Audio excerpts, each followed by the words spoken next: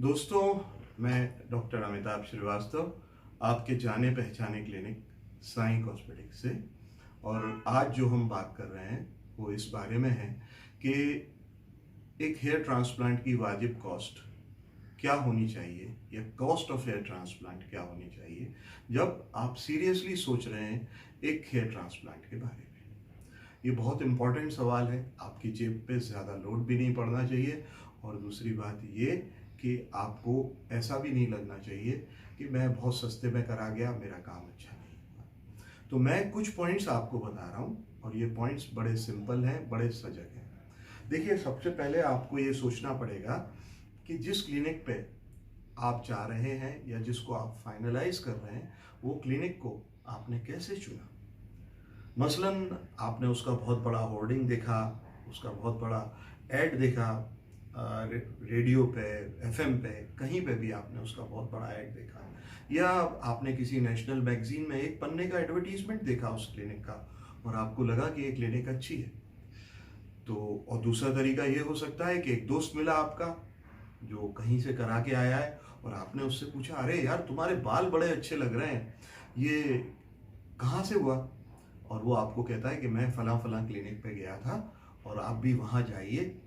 तो ये शायद ज़्यादा अच्छा होगा मेरे हिसाब से। क्यों? क्योंकि जो क्लिनिक बहुत सारा पैसा एडवर्टीजमेंट में खर्च कर रही है, वो डायरेक्टली या इनडायरेक्टली आपके पॉकेट से ही लिया जा रहा है। उसका बहुत बड़ा पार्ट आपके पॉकेट से लिया जा रहा है। इसलिए दोस्तों, कोशिश करिए बाय वर्ड ऑफ माउथ जो पब्लिसिटी मिले वो रियल पब्लिसिटी है, वो छद्य नहीं है, वो असली पब्लिसिटी है। अब दूसरी बात, जब आप उस क्लिनिक के अंदर घुसे तो आपको क्या समझ में आया। वहाँ पर काउंसलर्स बैठे थे, कुछ लोग बैठे थे टिप टॉप कपड़े पहन के, जो आपसे बात कर रहे थे और आपसे कह रहे थे, सर आपका हेयर ट्रांसप्लांट बहुत अच्छा हो जाएगा, हमारा क्लिनिक बहुत अच्छा है, उनका शो एंड बम भी आपको बहुत अच्छा लगता है। तो उस समय आपको ये ध्यान रखना चाहिए कि मेरी मुलाकात जिससे हो रही है वो कौन है, वो काउंसलर है या डॉक्टर है। यूजुअली डॉक्टर्स जिन क्लिनिक पे होते हैं वो फ्री कंसल्टेशन नहीं देते, बिकॉज डॉक्टर सोचता है कि मैं किसी को समय दे रहा हूँ तो मेरा कुछ आर्थिक पहलू भी होना चाहिए उससे जुड़ा हुआ। तो डॉक्टर जो है कभी फ्री कंसल्टेशन आपको नहीं देगा। इस तरह के काउंसलर्स जो कि बिजनेस हाउसेज में बैठे हुए हैं, उनका काम होता है पेशेंट को बुक करके आगे की तरफ भेज देना। लेकिन जहाँ रियल क्लिनिक होगी, जो अच्छी क्लिनिक होगी, वहाँ पे आपकी मुलाकात आपके डॉक्टर से होगी। वो आपके स्किन को देखेगा, आपके स्कैल्प को देखेगा, और आपके और उसके बीच एक विचारों का आदान प्रदान होगा जो कि परमानेंट होगा, और जो आपके सारे के सारे क्वेश्चंस के जवाब देगा, और आपको एक अंदरूनी सेटिस्फेक्शन होगा कि हाँ, मैं एक अच्छे और एक भले आदमी से मिलकर आया हूँ।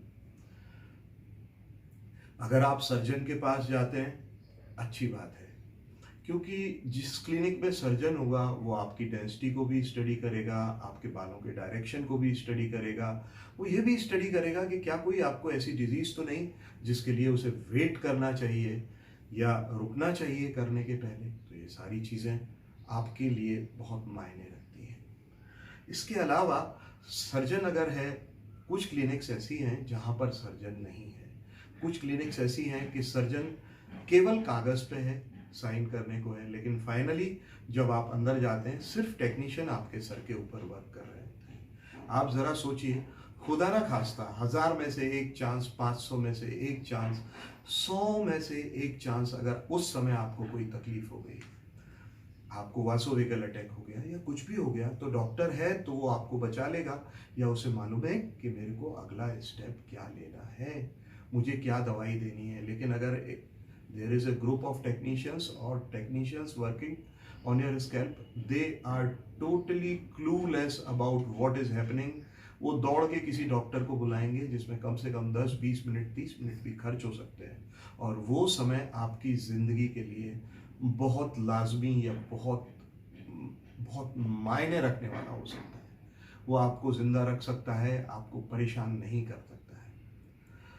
तीसरी चीज़, जिस क्लिनिक में आप जा रहे हो मैंने कई ऐसी क्लिनिक्स देखी हैं जो मुझको कॉल करके कहती हैं कि डॉक्टर साहब हमने पेशेंट बुक कर लिया है, आप हमारे यहाँ आके एक सर्जरी कर दीजिए।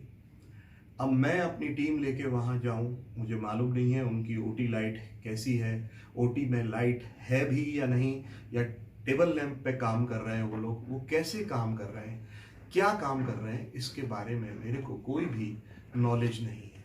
मुझे नहीं मालूम कि अगर कोई तकलीफ आ जाए तो वहाँ ऑक्सीजन है या नहीं, वॉइस है या नहीं। So whenever you get your hair transplant done, you should give total respect to the doctor as well as the operation theater. Operation theatre के नॉर्म्स उस जगह पे वाजिब तरह से पूरे होने चाहिए, पूरे के पूरे होने चाहिए। एक वॉइस सेपरेटर्स भी होना चाहिए, ऑक्सीजन भी होना चाहिए, लाइफ सेविंग ड्रग्स भी होने चाहिए।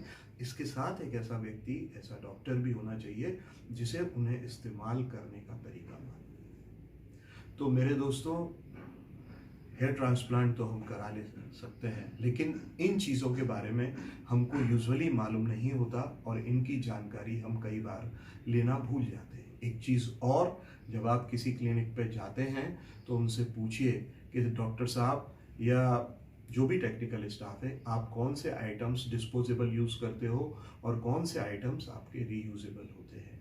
आजकल कोविड का ज़माना है, आप देखिए कि उन लोगों के पास N95 मास्क है या नहीं, PPE किट्स हैं या नहीं, ये सारी चीज़ें, उन्होंने आपकी PPE की जांच कराई या नहीं, क्योंकि इन सब चीज़ों में आपका पैसा लगने वाला है। क्लिनिक पूरा का पूरा पैसा अपने ऊपर नहीं ले सकता। अगर वो ये चीज़ें यूज़ कर रहे हैं तो उसका दाम होगा, कहीं ना कहीं बढ़त होगी। कुछ पेशेंट्स सिर्फ कीमत की तरफ जाते हैं। मैं कहता हूँ हिंदुस्तान में अगर आप कीमत कंपेयर करेंगे तो वो 100 रुपये पर ग्राफ्ट से लेके 200 रुपये पर ग्राफ्ट है। मैं ये भी नहीं कहता कि 200 रुपये पर ग्राफ्ट बहुत अच्छा है और 10 रुपये या 15 रुपये पर ग्राफ्ट बहुत ख़राब है।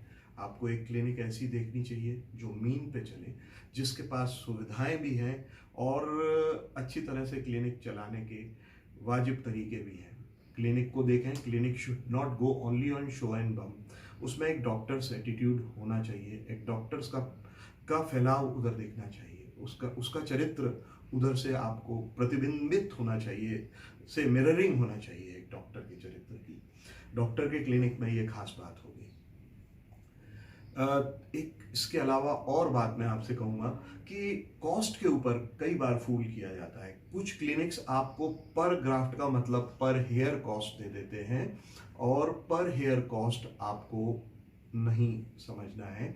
एक ग्राफ्ट जो होता है उसमें करीब करीब 2 से 3 बाल होते हैं। अगर मैं इंटरनेशनल नॉर्म्स को मानूं तो जब हम 10 ग्राफ्ट लगाते हैं तो हमको 23 बाल मिलते हैं। इस तरह से एक ग्राफ्ट में कितने बाल हुए अगर देखें तो 23 डिवाइडेड बाय 10 कम्स टू 2.3।